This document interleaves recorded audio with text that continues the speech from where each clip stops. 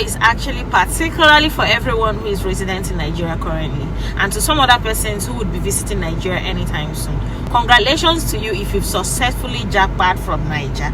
Yes, but if you're still here, whether you have plans to jackpot or not, this video is for you. And I am not going to beg you to watch this video. You know why?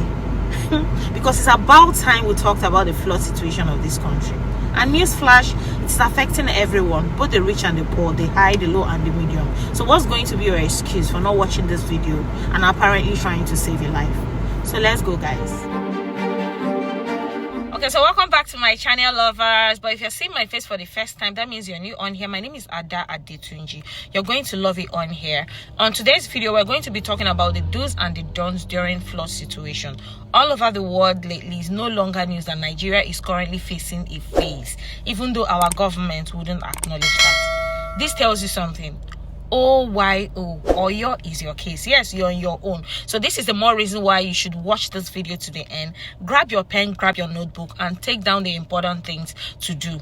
The celebrities, the politicians are already being affected. So would you rather wait till it gets to your doormat before you act on it? So I am here to share some tips with you. Whether you have a big house or a small house, this is the time to know all the nooks and crannies of your house. You should know your escape route. Should water enter your house, where would you jackpot from? So start noting all those places you can actually break out of the house from. Prison break is real. House break is real. This is not a period where you tell yourself you're lazy or you're a dirty person. We don't care. Clear up your drainages, clear up your gutters, and clear up your down pipes. This is to ensure that water doesn't even clog around you before the flood even gets to you. This is really important, and you need to do it no matter what it takes you. To get an electrician ASAP. All those your electricity supplying switches and plugs should be moved high up. I'm not an expert, so I shouldn't know the level where they are, but I know it is high about time you get an electrician to move some of those plugs so that we know that we're not battling electric shock if water eventually enters your house. Locate your documents. Yes, those your school certificates, your awards, whatever you have in your house that is really important to you. Please put them up in a waterproof bag so that eventually when water enters your house, I am saying if, it doesn't affect those documents. Okay, so there are people generally that their house plans are really low. If you fall in that category, right, you need to invest in a plumber ASAP to raise the basement of your apartment to a certain level, which would also prevent water from entering your house with ease. Right? If you're someone who from January to December you don't listen to news, this is the time to start changing the narrative. Do not ignore the news or whatever your prophet or prophetess tells you about this flood. You know I'm not big on religion, right? I'm not big on this spirituality, whatever. But this is the time to listen to any rumor or any gist regarding the flood situation, right? Get your facts well and do not ignore any news, no matter how stupid you think they are. Ensure your gadgets, your devices are charged at all times.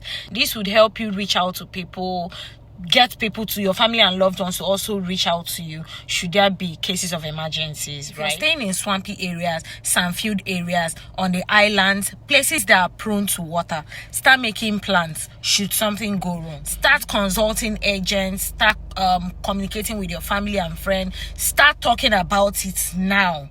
Should something happen today, would you wait for the government to come and relocate you to an IDP zone, or would you rather move to somewhere that would be more comfortable for you and your family? Just an innocent question. How much have you saved already for emergencies? If it happens today, what would be your plan? The time to start saving is now.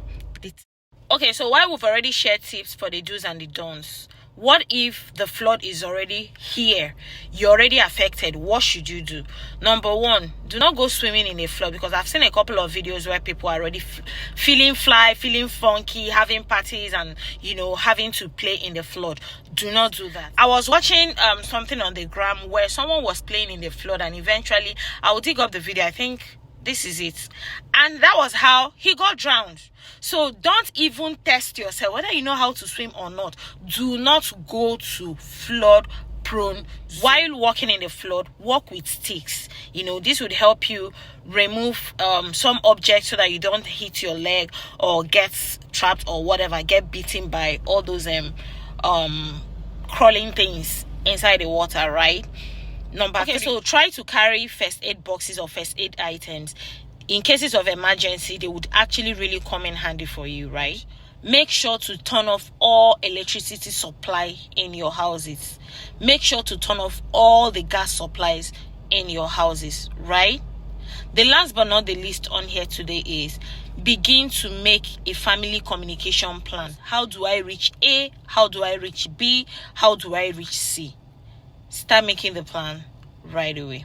Okay, so this is what I have for you, ladies and gentlemen. I hope someone finds it very, very helpful.